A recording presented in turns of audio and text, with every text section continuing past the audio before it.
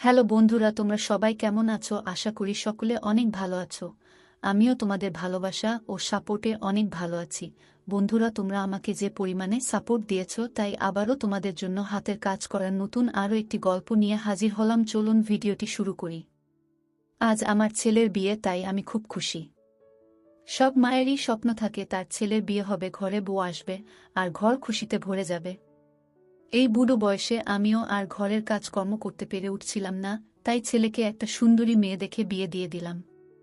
সবথেকে বড় খুশির ব্যাপার হলো, আমার বৌমা সঙ্গে করে প্রচুর সোনা গয়না নিয়ে এসেছিল, সাথে করে একটা মহিলা কাজের লোক নিয়ে এসেছিল। প্রথম প্রথম আমি একটু অবাক হলাম, আবার আমার একটু অদ্ভুত লাগলো। বৌমার সাথে করে কাজের লোক নিয়ে এলো কেন? কাজের লোক তো আমিও রাখতে পারতাম। আসলে কাজের লোকের কাজ আমার পছন্দ হতো না। আমি মনে মনে ভাবলাম ১-২ সপ্তাহ যাক, তারপর এটাকে আমি বিদায় করব। কিন্তু সময়ের সঙ্গে সঙ্গে রাধাও এই বাড়িতে নিজের জায়গা করে নিল। জানি না ওর মধ্যে কি আকর্ষণ ছিল যেটা আমাকে ওর দিকে টানত। যদি আমার বৌমার কথা বলি, তাহলে ওকে আমি প্রথম পার্লারে দেখেছিলাম, যেখানে আমি আমার ভাইজির সাথে গেছিলাম। আমি এমনিতে টার্লারে যেতাম না, কিন্তু যখন আমি পার্লারের মেয়েটাকে দেখলাম, আমার ওকে খুব পছন্দ হয়ে গেল। ওর মাও ওর সাথে ছিল, তাই আমি কথায় কথায় বিয়ের সম্বন্ধ করে ফেললাম, আর সবকিছু ঠিকঠাক হয়েও গেল। এখন আমি আমার সিদ্ধান্তে খুবই সন্তুষ্ট, কারণ আমার বৌমা পায়েল খুব ভালো ছিল, আর কাজের লোক রাধাও। কিন্তু বৌমার সাথে যে কাজের লোক এসেছিল রাধা, সে সবসময় ঘোমটা টেনে রাখত। এই ব্যাপারটা বড় অদ্ভুত ছিল। যাই হোক, আমি কিছু বলতাম না। আমি রান্নাঘরের কাজ কাউকে করতে দিতাম না, কিন্তু এই মেয়েটা এখানেও সবাইকে তাক লাগিয়ে দিল। সে খুব সুস্বাদু রান্না করত। আমি ওকে মন থেকে খাবার বানানোর দায়িত্বটা দিয়ে দিয়েছিলাম। এখন আমার খুব আরামের সময় ছিল। ওই মেয়েটা শুধু ঘরের সব কাজই করত তাই নয়, আমার খুব সেবাও করত। আমি আশ্চর্য হয়ে যেতাম। কিন্তু আজ পর্যন্ত আমি ওর মুখটা দেখিনি, কারণ ও সবসময় ঘুমটা দিয়ে থাকত। আমি অনেকবার ওকে বুঝিয়েছি যে বাড়িতে থাকার সময় তুমি ঘুমটা খুলে রাখতে পারো, কারণ এখানে তো আর কেউ থাকে না। আমরা শাশুড়ি বৌমা থাকি। ছেলে সকালে অফিসে বেরিয়ে যায় আর রাতে ফেরে। কিন্তু আমার কথা শুনে ও ঘাবড়ে যেত, ওর হাত পা কাঁপত। আমার বৌমা ওর সামনে এসে দাঁড়াল, বলল, মা, ওকে কিছু বলবেন না। ও নিজের মুখ কাউকে দেখায় না, ও খুব লাজুক। ও খুব ভালো, ও ঘুমটা দিয়ে থাকলেই শান্তি পায়, তাই ওকে কিছু বলবেন না।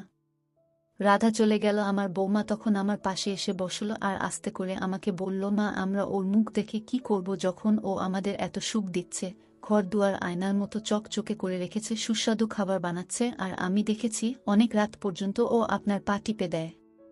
এমনটা না হয় আমাদের কথায় রেগে গিয়ে কাজ ছেড়ে চলে যায়, তাহলে আজকাল এমন কাজের লোক পাওয়াই মুশকিল। বৌমার কথা শুনে আমি চুপ করে গেলাম।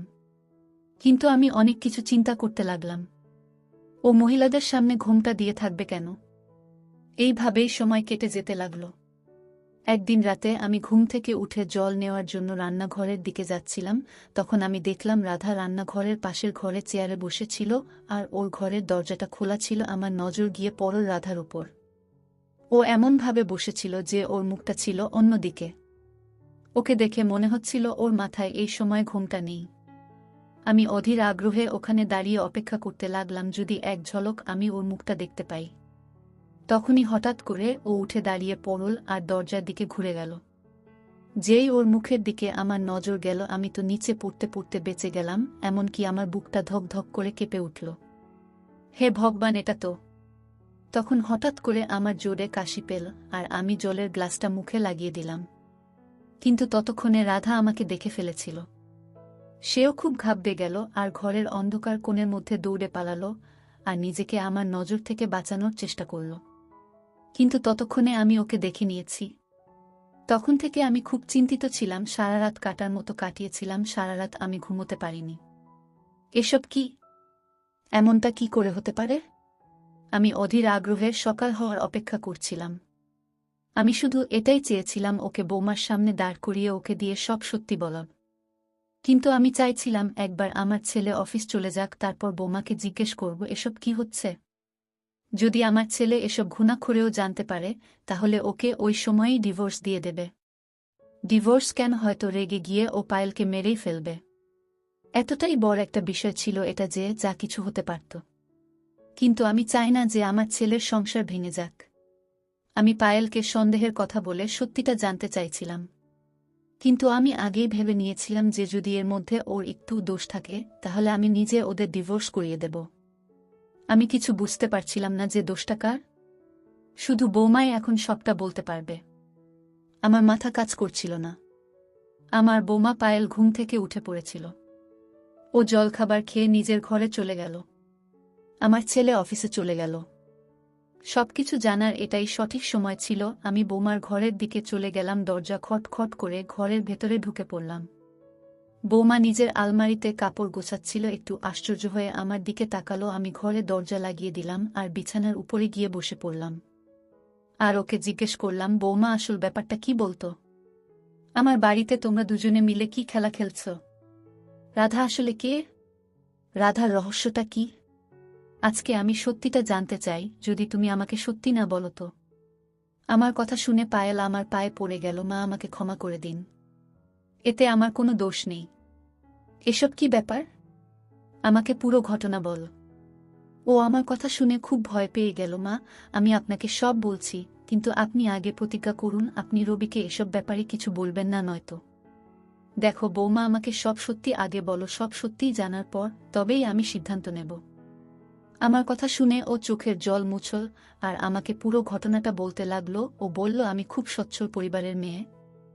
আমরা 3 ভাই বোন ছিলাম। বড় দিদির বিয়ে 3 বছর আগে হয়ে গেছে, তবে থেকে সে দেশের বাইরে থাকে। ওর পরে আমি আর আমার ছোট ভাই অনিল। আমি কলেজ যেতাম আর অনিল স্কুল যেত। আমরা খুব খুশি ছিলাম, কিন্তু হঠাৎই একদিন বাবার বিজনেস খারাপ হয়ে গেল। আমাদের আর্থিক অবস্থা খুব সংকটজনক হয়ে গেল। আমার কলেজ যাওয়া বন্ধ হয়ে গেল আর স্কুলের ফিস দিতে না পারার জন্য অনিলকে স্কুল থেকে বের করে দেওয়া হলো। বাবা চারিদিকে ধার দেনায় ডুবে গেছিল। কোনো আত্মীয়স্বজন আমাদের খোঁজ খবর নিত না। এটা একদম সত্যি কথা যে সবাই ততক্ষণ পর্যন্ত আপনার খোঁজ নেবে যতক্ষণ পর্যন্ত আপনার কাছে পয়সা আছে। বাবা নিজের ধার দেনা শোধ করার জন্য বাড়ি বিক্রি করে দিলেন। ধার শোধ করার পর যেটুকু পয়সা বেঁচে ছিল সেই পয়সা দিয়ে একটা ছোট বাড়ি ভাড়া নিলেন আর তার 6 মাসের টাকা অ্যাডভান্স করে দিলেন। বাড়িতে 2 মাসের রেশন তুলে রাখলেন। এখন কেবলমাত্র কিছু হাজার টাকায় বেঁচে ছিল, সেটা দিয়ে আর কতদিন চলত। আমার কাছে চাকরি পাওয়ার মতো কোনো ডিগ্রি ছিল না। তাই জন্য পাড়ায় কিছু বাচ্চাকে টিউশনি পড়ানো শুরু করে দিলাম, কিন্তু ওই 100-200 টাকা যথেষ্ট ছিল না। সেই সময় থেকে বাবার শরীর খারাপ হতে লাগলো। বাবা আগে থেকেই হার্টের পেশেন্ট ছিলেন, কিন্তু এখন পরিস্থিতির চাপে উনি আরও কমজোরি হয়ে গেলেন। বড়দিদিকে আমরা কিছু বলিনি, কারণ ও দুশ্চিন্তা করবে। একদিন আমি একটা স্কুলে ইন্টারভিউ দিতে গেলাম, কিন্তু সেখানেও নিরাশ হলাম, কারণ আমার শিক্ষা কম ছিল। তাই তারা আমাকে 2000 টাকা মাইনে দেবে বলল। কিন্তু এই দুর্মূল্যের বাজারে মাত্র 2000 টাকায় কি হয়? আমি বাইরে চলে এলাম আর কড়া রোদে বাসস্টপে বসে বাসের অপেক্ষা করছিলাম। আমার নিজের অবস্থা দেখে আমার কান্না পেয়ে গেল। আমার গাল দিয়ে চোখের জল গড়িয়ে পড়ছিল। তখনই আমাকে কেউ একজন জিজ্ঞেস করল, আমি কেন কাঁদছি? আমি চমকে গিয়ে মাথা তুলে তাকালাম আর খুব ভয় পেয়ে গেলাম, কারণ তাকে আমি চিনি না। উনি সবসময় আমাকে এখানে বসে থাকতে দেখতেন আর রোজ আমার দিকে তাকাতেন, কিন্তু আজকে ওনার এত সাহস দেখে আমি খুব ভয় পেয়ে গেলাম। আমি ওখান থেকে উঠে অন্য জায়গায় গিয়ে জড়সড় হয়ে বসলাম, কিন্তু উনি ওখানেও চলে এলেন আর আমাকে কাদার কারণ জিজ্ঞাসা করতে লাগলেন। আমি ওনাকে বললাম, আপনি চলে যান, আমাকে আমার মতো ছেড়ে দিন, কিন্তু উনি গেলেন না। আর আমাকে বললেন, আমি যদি চাই আপনাকে সাহায্য করতে পারি। আমি মনে মনে ভাবলাম, এ আমাকে কি সাহায্য করবে? এ তো নিজেই লোকের থেকে চেয়ে চিনতে নিজের দিন চালায়। আমি ওনাকে বললাম, আপনার কোনো সাহায্যের দরকার নেই আমার। আপনি এখান থেকে চলে যান। কিন্তু উনি কিছুতেই শুনলেন না। তাই জন্য আমাকে বাধ্য হয়ে ওনাকে বলতে হলো, আমার পারিবারিক অবস্থা ঠিক নেই আর আমি কোনো চাকরিও পাচ্ছি না। এটা শোনার পর উনি আমাকে বুদ্ধি দিলেন, তুমি কেন একটা পার্লার খুলছ না? আমি ওনার কথা শুনে হেসে দিলাম আর ওনাকে বললাম, তার জন্য তো কয়েক লক্ষ টাকা চাই। আর আমার কাছে তো এতটুকু পয়সাও নেই যেটা দিয়ে আমি একটা পার্লারের কোর্স করতে পারব। এটা শেখার জন্য তো পয়সার দরকার। আমার কথা শুনে উনি নিজের পকেট থেকে একটা কাগজ কলম বের করলেন আর কাগজে কিছু একটা লিখে দিলেন। তারপর কাগজটা আমার দিকে বাড়ি দিয়ে বললেন, এটা আমার নম্বর। তুমি এটার ব্যাপারে একটু ভেবে নাও, তারপর আমাকে ফোন করো। আমি তোমাকে পয়সা জোগাড় করে দেব। আমি কাগজটা ওনার হাত থেকে নিয়ে নিলাম আর সেখান থেকে উঠে গেলাম, কারণ তখন আমার বাস এসে গেছিল। বাড়িতে পৌঁছে আমি এসব কিছু ভুলে গেছিলাম। রাতে যখন আমি বিছানায় গিয়ে শুলাম, তখন আমার সারাদিনের কথা মনে পড়ল। আমার মনে পড়ে গেল কিভাবে আমি বাস স্টপে বসে কাঁদছিলাম, আর তখনই ওই অপরিচিত লোকটা ওখানে এসে গেল। উনার কাছে এত পয়সা কী করে এলো যে আমাকে দেওয়ার জন্য প্রস্তুত হয়ে গেলেন? আর ওনার কাছে যদি এত পয়সাই থাকবে, তাহলে উনি আমাকে কেন দিতে যাবেন? আজকাল তো কেউ কাউকে ধার পর্যন্ত দেয় না। আমার তো ওনার কথায় বিশ্বাস হয়নি। কিন্তু তারপর জানি না কি মনে ভেবে আমি আমার মানিব্যাগ থেকে সে কাগজটা বের করলাম, যেটাতে ওনার নাম্বার লেখা ছিল। আর আমি ওনার নম্বর অপরিচিত ব্যক্তি নামে সেভ করে রাখলাম। তারপর ঘুমিয়ে পড়লাম। এই ঘটনাটা ঘটেছিল অনেকদিন হয়ে গেছে। বাড়িতে দুবেলা দুমুঠো খাবার জোগাড় করা মুশকিল হয়ে পড়েছে, আর আমার টিউশনিগুলো এখন আর নেই। আমি আর মা অনিলের স্কুলটা নিয়ে খুব চিন্তিত ছিলাম। অনেক মাস হয়ে গেছে ও ঘরে সবসময় উদাস হয়ে থাকে, বসে বসে নিজের স্কুল ব্যাগ খুলে নিজের বইগুলো ঘন্টার পর ঘন্টা দেখে। ওর স্কুলের খরচা প্রচুর ছিল। সেই দিন আমি আমার একটা বান্ধবীর বাড়িতে কথা বলতে গেলাম। ও যদি কাউকে বলে আমাকে একটা ভালো মাইনের স্কুলে চাকরি পাওয়াতে পারে তাহলে খুব ভালো হয়। কথাবার্তা বলে বাড়ি আসার সময় রাস্তায় আমি একটা বিউটি পার্লার দেখতে পেলাম। ওটা দেখে আমার ওই অপরিচিত ব্যক্তির কথা মনে পড়ে গেল। আমি ভেতরে গিয়ে বললাম, আমি শিখতে চাই। পার্লারের মালকিন আমাকে বলল এই কোর্সের জন্য 1 লাখ টাকা লাগবে, আর এই কোর্সটা 1 বছরের, যেটাতে উনি আমাকে সবকিছু শিখিয়ে দেবেন। এটা শুনে আমি ওখান থেকে আশাহত হয়ে চলে এলাম। আমি ওনাকে বললাম, আপনাকে আমি কিছুদিন পরে জানাবো। কিন্তু আমি 1 লাখ টাকা কোথা থেকে পাব? আমার কাছে তো 10,000 টাকাও ছিল না। আমি বাড়ি চলে এলাম। আর কিছুক্ষণ পর সেই অপরিচিত ব্যক্তিটাকে ফোন করলাম। উনি আমার ফোনটা কেটে দিলেন আর নিজেই ফোন করলেন আর জিজ্ঞেস করলেন আমি সেই মেয়েটা কিনা যে সেই দিন বাস স্টপে বসে কাঁদছিলাম। আমি আশ্চর্য হলাম। উনি আমার গলার আওয়াজ শুনে কি করে আমাকে চিনে নিলেন। কিন্তু আমি ওনাকে বেশি কিছু প্রশ্ন না করে উনাকে বললাম, হ্যাঁ, আমি সেই মেয়েটা যার সাথে আপনার সেদিন বাস স্টপে দেখা হয়েছিল। আর তাকে জিজ্ঞেস করলাম তিনি আমাকে পয়সা কোথা থেকে দেবেন। যখন তিনি নিজে একজন গরিব মানুষ, আমার কথা শুনে তিনি হাসলেন আর বললেন, তোমার পয়সা চাই, তুমি পেয়ে যাবে, বল কত চাই। আমি বললাম, পার্লারের কোর্স করার জন্য আমার 1 লাখ টাকা চাই, আর এই টাকাটা আমি ওনাকে ফেরত দিয়ে দেব। উনি আমাকে সেই বাস স্টপে ডাকলেন। আমি যাওয়ার জন্য রেডি হয়ে গেলাম। পরের দিন আমি গিয়ে দেখলাম উনি আগে থেকেই সেখানে এসে বসে আছেন। উনি আমার হাতে একটা খাম দিলেন আর চুপচাপ সেখান থেকে চলে গেলেন। আমি খামটা আমার ব্যাগে রেখে বাড়ি চলে এলাম। বাড়ি এসে ঘরে ঢুকে দরজা বন্ধ করে খামটা খুললাম, কিন্তু আমি খুব আশ্চর্য হয়ে গেলাম যখন আমি দেখলাম খামে 2 লাখ টাকা আছে। আমি ওনাকে সঙ্গে সঙ্গে ফোন করলাম। ফোন করে বললাম, আমার তো 1 লাখ টাকা দরকার ছিল, আপনি আমাকে 2 লাখ টাকা কেন দিয়েছেন? তখন উনি বললেন, 1 লাখ টাকা তুমি পার্লারে দেবে, আর 1 লাখ টাকা দিয়ে ধীরে ধীরে নিজের খরচ চালাবে। আমি ওনাকে ধন্যবাদ দিলাম। আর আবেগের বশে আমি ওনার কাছে প্রতিজ্ঞা করলাম যে জীবনে যদি আপনার কোনো সাহায্যের প্রয়োজন হয় তাহলে আমি নিশ্চয়ই করব। উনি আমাকে বোন বলে ডাকলেন, কিন্তু আমি এটা বুঝতে পারিনি আমি না জেনে কত বড় ভুল করে ফেলেছি। আমি ফোন রেখে দিলাম। পরের দিন আমি পার্লারে পয়সা জমা করে দিয়ে পার্লার জয়েন করে নিলাম। এভাবেই দিন চলছিল। আমি অনেক কিছু শিখে নিয়েছিলাম, অনিলকে স্কুলে ভর্তিও করে দিয়েছিলাম। এইভাবে 1 বছর কেটে গেল। পার্লার থেকে আমাকে কোর্স সার্টিফিকেট দিয়ে দিল। এবার আমি নিজের পার্লার খুলতে চাইছিলাম। আমি সেই অপরিচিত সাহায্যকারীকে আবার ফোন করলাম। ফোন করে বললাম আমার কোর্স কমপ্লিট হয়ে গেছে। তখন উনি আমাকে আবার সেই বাস স্টপে ডাকলেন।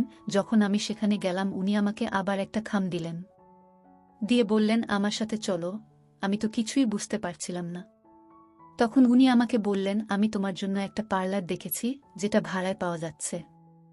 আমি ওনার সাথে চলে গেলাম, গিয়ে সব কথা পাকা করে এলাম। দ্বিতীয় দিন আমি পার্লারে বসে পড়লাম আর পার্লারের বোর্ড লাগিয়ে দিলাম।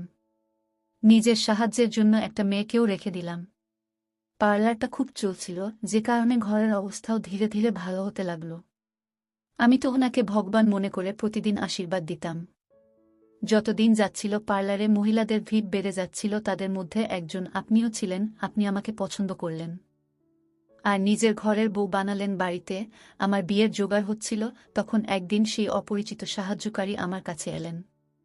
এসে আমাকে বললেন উনি আমার কাছ থেকে কিছু চান। আমি ওনাকে বললাম আমি ওনার সব পয়সা ফেরত দিয়ে দেব, শুধু আমাকে একটু সময় দিন। তখন উনি বললেন উনার পয়সা চাই না, কিছু সাহায্য চাই, তখন উনি আমাকে আমার সেই প্রতিজ্ঞার কথা মনে করালেন যেটা আমি 2 লাখ টাকার বদলে ওনার কাছে করেছিলাম। আমি তো বুঝতে পারছিলাম না উনি আমার কাছে কি চাইবেন, এটা ভেবে আমি খুব চিন্তিত হয়ে পড়লাম। কিন্তু আমি মনের জোর নিয়ে ওনাকে বললাম, বলুন আপনার কি চাই। কিন্তু ওনার কথা শুনে তো আমি আকাশ থেকে পড়লাম। উনি আমাকে বললেন, তুমি আমাকে পণ স্বরূপ নিজের শ্বশুরবাড়িতে নিয়ে যাবে। আমি তখন খুব দুশ্চিন্তার মধ্যে পড়ে গেলাম, কিন্তু এটা কি করে সম্ভব। তখন উনি বললেন, আমি তোমাকে বলছি, তুমি আমাকে কাজের লোক বানিয়ে নিজের সাথে নিয়ে যাবে। আমি সবসময় আমার মুখ ঘোমটা দিয়ে ঢেকে রাখব, কেউ বুঝতে পারবে না আমি মহিলা না পুরুষ। ওনার কথা শুনে আমার খুব রাগ হলো। তখন আমি চিৎকার করে বললাম, আমি এসব কেন করব? আমি মানছি আপনি আমাকে সাহায্য করেছেন, আমি তার জন্য আপনার কাছে কৃতজ্ঞ, কিন্তু আমি আমার হবু বরকে এত বড় ঠকাতে কিছুতেই পারব না। আমি কোনো অপরিচিত পুরুষকে কেন নিজের বাড়িতে নিয়ে যাব? আমি কি করে জানব আপনার মনে মনে কি চলছে? আমি আমার আলমারিটা খুললাম, সেখানে অনেক টাকা ছিল। আমি আগে থেকেই 2 লাখ টাকা একটা খামে ভরে সরিয়ে রেখেছিলাম, যাতে সে সাহায্যকারী যদি কখনো টাকা চাইতে আসে তাকে দিয়ে দেব বলে। আমি খামটা তার দিকে বাড়িয়ে দিলাম আর বললাম, এটা গুনে নাও, এতে পুরো 2 লাখ টাকা আছে। আর এখান থেকে চলে যাও। আজকে থেকে তোমার সাথে আমার আর কোনো সম্পর্ক নেই। উনি আমার কথা শুনে আমার পায়ে ধরলেন, কাঁদতে শুরু করলেন। আমি ভয় পেয়ে পেছনে সরে গেলাম। উনি এমনভাবে কাঁদছিলেন যেমন ভিড়ের মধ্যে বাচ্চা তার মাকে হারিয়ে ফেললে কাঁদে, ঠিক সেরকম। ওনার কান্না দেখে আমার মন নরম হয়ে গেল। আমিও মাটিতে বসে পড়লাম। কুনাল ভাই, কি ব্যাপার, আপনার কি হয়েছে? উনি আমার কথা শুনে আমার দিকে আশা ভরা চোখ নিয়ে তাকালেন। তারপর উনি হাতজোড় করে আমাকে বললেন, পায়েল, আমাকে আমার মায়ের সঙ্গে মিলিয়ে দাও। কে আপনার মা? আমি আশ্চর্যচকিত হয়ে গেছিলাম। উনি আমাকে বললেন, তোমার হবু শাশুড়ি আমার মা। আমি আমার মায়ের সেবা করতে চাই। তুমি আমাকে তোমার সাথে নিয়ে চলো, আমার এই ইচ্ছেটা পূর্ণ করো। উনার কথা শুনে আমার বড় ঝটকা লাগলো। এটা কি করে হতে পারে যে উনি আমার স্বামীর ভাই? যদি উনি আমার শাশুড়ির ছেলে হবেন, তাহলে উনি নিজের বাড়িতে এইভাবে চোরের মতো কেন যেতে চান? আমার মনে অনেক প্রশ্ন আসছিল। তখন উনি বললেন, আমি জানি তুমি আমার কথা শুনে চিন্তিত হয়ে পড়েছ। তুমি এটাই ভাবছ যে আমি যদি সত্যি বলি, তাহলে আমি সোজাসুজি কেন নিজের বাড়িতে চলে যাচ্ছি না। আমার হাত পা বাধা পায়াল। উনি তখনও কাঁদছিলেন। কাঁদতে কাঁদতে নিজের জীবনের ঘটনা বলতে লাগলেন। যখন আমি জন্মেছিলাম, তখন আমার মা মোটেই খুশি হয়নি, কারণ শ্বশুরবাড়িতে মায়ের উপর অনেক অত্যাচার করা হতো। তুমি নিজেই ভাবো, একটা মেয়ে যখন বিয়ে হয়ে শ্বশুর বাড়ি যায় আর তাড়াতাড়ি গর্ভবতী হয়ে যায়, তাহলে সে কত খুশি হয়। সে ভাবে তার বাচ্চা শ্বশুরবাড়িতে তার অধিকারকে আরও মজবুত করবে। কিন্তু আমার জন্মের পর আমার মায়ের জায়গা মজবুত হয়নি, উল্টে ওনাকে কথা শোনানো হতো। আমার ঠাকুমা আমার মাকে 1 মিনিটের জন্য সহ্য করতে পারতেন না। এটা খুব ভালো হতো যদি হাসপাতালে আমার বাবা আমার মাকে ডিভোর্স দিয়ে দিত, যদিও এতে আমার মায়ের কোনো দোষ ছিল না। এটা তো সম্পূর্ণ ভগবানের ইচ্ছা ছিল। তিনি আমাকে না মেয়ে বানিয়েছেন না ছেলে, আমাকে তৃতীয় লিঙ্গের বানিয়েছেন। কুণালের কথা শুনে আমার মনটা ভারাক্রান্ত হয়ে উঠল। কুণাল কাঁদতে কাঁদতে দুর্বল হয়ে যাচ্ছিল। যখন নার্স আমার মাকে বলল, আপনার ঘরে তৃতীয় লিঙ্গের বাচ্চা জন্ম নিয়েছে, তখন মা নার্সকে চোখের ইশারায় অনুরোধ জানালো। নার্স ও মায়ের দুঃখ বুঝে চুপ হয়ে গেল আর আর বাবাকে অভিনন্দন জানালো যে আপনার ঘরে ছেলে হয়েছে। সবাই খুব খুশি হয়েছিল, সবাই মায়ের আশেপাশে ঘুরছিল। কিন্তু আমার মা চুপচাপ একটা কোণে বসে শুধু কাঁদত। আমি যখনই মাকে দেখতাম, মা শুধু কাঁদত। আমি জানি না মা আমাকে পুরো পরিবারের থেকে লুকিয়ে কি করে বড় করে তুলেছেন।